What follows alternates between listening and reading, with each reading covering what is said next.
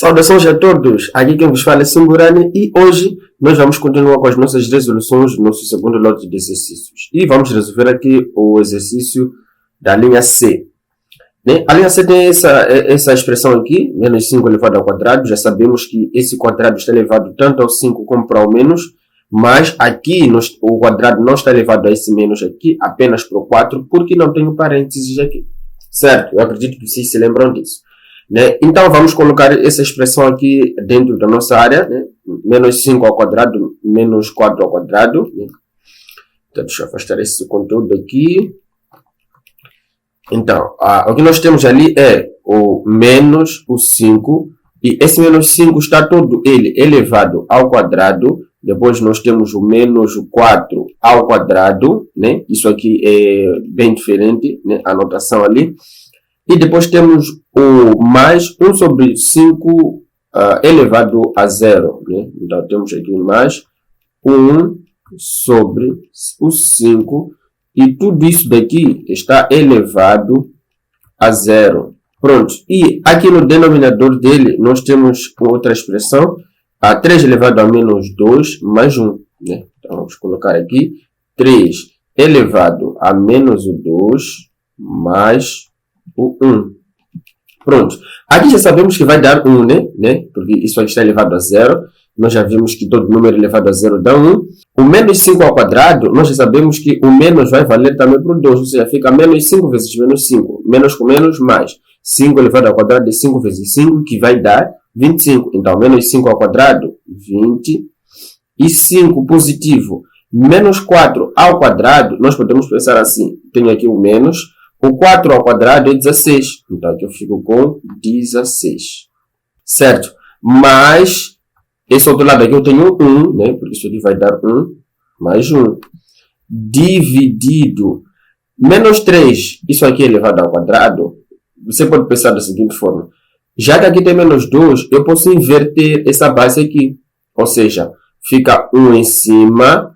E o 3 ao quadrado fica embaixo. Na verdade, você pode pensar que 1 também está elevado ao quadrado, já que o quadrado vai continuar 1. Então, posso não colocar o 2 do 1 aqui. Então, o 3 elevado ao quadrado, já que o quadrado agora ficou positivo, isso aqui vai dar 9 aqui embaixo, porque 3 vezes 3. Então, ficamos com 1 sobre 9, mais esse outro 1 que está aqui. Pronto. Em seguida, o que nós precisamos fazer? Aqui em cima está simples, é só fazer essa operação aí. 25 menos 16, 25 menos 16 dá 9, não é verdade? 25 menos 16, isso aqui vai dar 9. Então, ficamos aqui com 9 mais esse 1 que está aqui, 9 mais 1 dá 10. Então, ficamos aqui em cima com 10 sobre. Aqui embaixo é só nós fazermos o MMC. Podemos simplificar da seguinte forma. 9 vezes 1 dá 9. Mais 1 dá 10. Então, aqui embaixo ficamos com 10 dividido por 9. Bem, aqui nós ficamos com um problema que é a divisão de duas frações com a divisão de duas frações, exatamente. Aqui na divisão de duas frações, eu acho que eu não cheguei a falar isso, então eu vou explicar um pouco aqui do lado.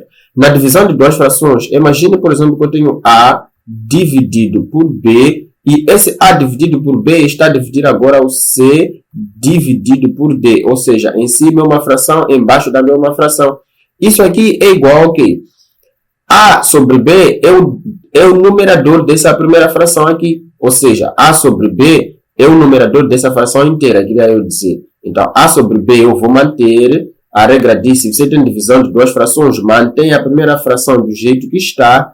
E, ao invés de dividir, você multiplica. Multiplica pelo quê? Pelo inverso da segunda. O que é inverso? Levar o de cima para baixo, de baixo para cima. Ou seja, estava C sobre D, agora fica D sobre C. É isso que nós vamos fazer aqui. Isso é divisão de duas frações? Sim. O traço principal é qual? É este aqui. Acontece que o 10 é a mesma coisa que 10 sobre 1, não é verdade?